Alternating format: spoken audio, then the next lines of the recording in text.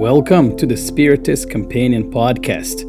My name is Yuri Castro, and I'm your companion on this journey where we study, reflect, and put Spiritist teachings into practice. And this is our special segment, Parable Fridays, where every 2 Fridays we explore a parable of Jesus under the light of Spiritism. And today we'll dive into one of the shortest but perhaps most profound parables ever told by our dear Master Jesus, the parable of the hidden treasure, found in the Gospel of Matthew chapter 13 verse 44. We're going to see how this parable speaks to us about spiritual discovery, true values, and what is truly worth seeking in life. So let's begin by reading this passage first. The kingdom of heaven is like treasure hidden in a field. When a man found it, he hid it again, and then in his joy went and sold all he had and bought that field. We know that Jesus often used simple images from daily life and from the experiences of the time to express eternal truths. Here in this specific passage, he speaks of an ordinary man who finds a treasure and, filled with joy, sells everything he owns to obtain it, to buy the field with the treasure in it. But what does this treasure represent, in fact? Well, in spiritual terms, this hidden treasure, we can think of it, my friends, as the kingdom of God, or in Spiritist language, the awakening of the inner consciousness to the eternal truths. It's the moment when the spirit discovers its true nature, recognizes the meaning of existence, and realizes that happiness does not lie in external possessions, but in inner richness. Allan Kardec, in the Gospel According to Spiritism, in a chapter called My Kingdom is Not of This World, he's going to explain that the kingdom of God begins within us, when the heart transforms through love and moral renewal. Thus, the field here can represent perhaps our material life, the ground where our experiences unfold, and the treasure symbolizes the wisdom and peace that blossom when we live in harmony with the divine laws, with the laws of our Creator, our dear God. So let's look at some elements of the parable. First, the effort to obtain the treasure. Because Jesus says that the man in the parable, after finding the treasure, he first hides the treasure again in that field, but then he sells everything to buy the field. This act of selling everything he owned, as Jesus said, represents this renunciation, the courage to let go of the illusions of the world in order to reach a greater good. We also talked about before in this podcast, in the whole episode on materialism, how the most evident sign of moral perfection, or the improvement perhaps, is this absence of attachment to material things. The one who discovers the treasure of spiritual life understands that no worldly possession can replace the peace of a clear conscience. My dear friends, the divine treasure is not reached without the price of transformation, without the effort. The man in the parable had to dig as well. He had to put a lot of effort in order to try to find that treasure. So we must therefore, let's call it, sell perhaps our pride, our selfishness, our vanity, and everything that's attached to that, so we can bide the field of a purified heart where God's kingdom can finally flourish. Another aspect of the parable perhaps is the field of experience. But why does the man buy the field instead of just taking the treasure? That's a question that some people may have. Why didn't he just buy the treasure? Or why didn't he just take the treasure, which would be even worse?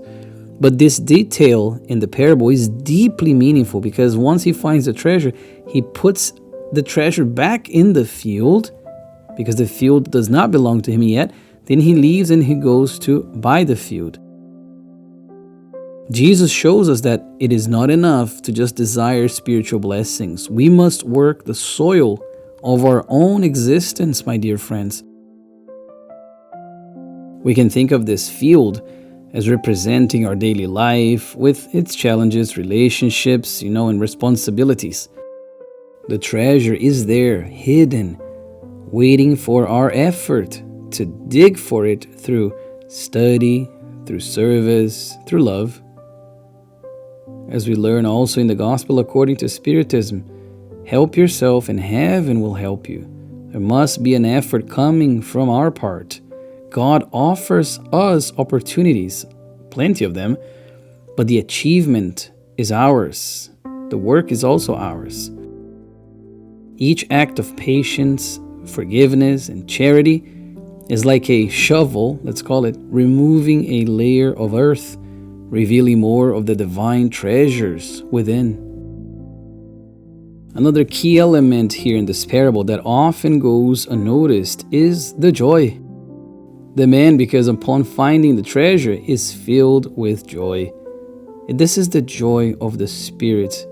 The immortal being, once it finds this deep happiness coming from the awakening to what's good, to the right path, to the true treasures as well. And this joy of the parable is not a fleeting joy that depends on success or on possessions or anything that is ephemeral, anything that's gonna be left behind, but a serene and lasting peace, which is the joy of realizing we are part of God's plan, walking toward the light. So we can ask ourselves, how can we live this parable today? As usual, I wanted to bring some practical elements so we can apply this to our lives, How can we find and preserve, therefore, the hidden treasure that Jesus spoke of? Number 1, seek self-knowledge. Know thyself, my dear friends. The treasure lies within the field of the soul. So maybe something we can do is take a few minutes each day to reflect on our thoughts and our actions. Perhaps we can ask ourselves, what truly matters to me? Am I building something that death cannot take away? The treasures we talked about before. Each night before bed, perhaps, we can make a short prayer and a reflection. Today, in which moments did I live according to the gospel, and where can I improve tomorrow? Those may seem like simple questions, but the reality of it is that it already encompasses this journey of self-discovery, this journey of self-knowledge that is so important for our moral development, so we can improve with every opportunity that we have. Number 2, valuing small opportunities to serve. The treasure isn't found in grand gestures necessarily, but in small acts of love and charity. So helping someone, listening with patience, perhaps smiling kindly, these are spiritual, let's call it coins, that build the true treasure. So for that, maybe I'm going to suggest that we choose one act of kindness each day. And it doesn't have to be something big or grandiose, just something that is sincere. Start small, but start with sincerity. Number 3 would be to let go of what burdens our souls. Because the man in the parable, if we remember, he sold everything. He sold all his possessions because those were material things. So that symbolizes letting go of, resentment, of guilt, even as well, and unnecessary attachments that weigh us down. So to practice that, we can think of forgiving someone this week, even if only in our hearts, even if only in our minds. We can say silently to ourselves, I release you and I free myself. I forgive you. Number 4, to study and pray. Spiritual study, my dear friends, is the map of the field. Prayer is the light that guides us to the treasure. We all have to walk to get there. The gospel is the map. Work in goodness is the path. So for that, what I suggest is maybe setting aside one day a week, for gospel study at home. Even if you're alone, read a passage and talk to God about it. And if you have someone else and you can do it with someone else, then by all means do it with someone else and talk about the passage that you two read. My dear friends, I hope you can practice all those things with me, and remembering that the parable of the hidden treasure is this call to inner discovery. The kingdom of God is not a distant place. It's a living reality within us, awakened through love, humility, and faith. The man in the parable didn't just find the treasure and did nothing with it. No, he put the treasure back, he sold everything and bought the field. He had to dig to find the treasure as well. That man in the parable, he acted, he renounced, and he transformed himself. That is what Jesus invites us to do every single day, to make faith a living experience, not merely a belief. Remembering always that outside of charity, there is no salvation. The true treasure is to love and to serve, and the more we share it, the richer it becomes within us.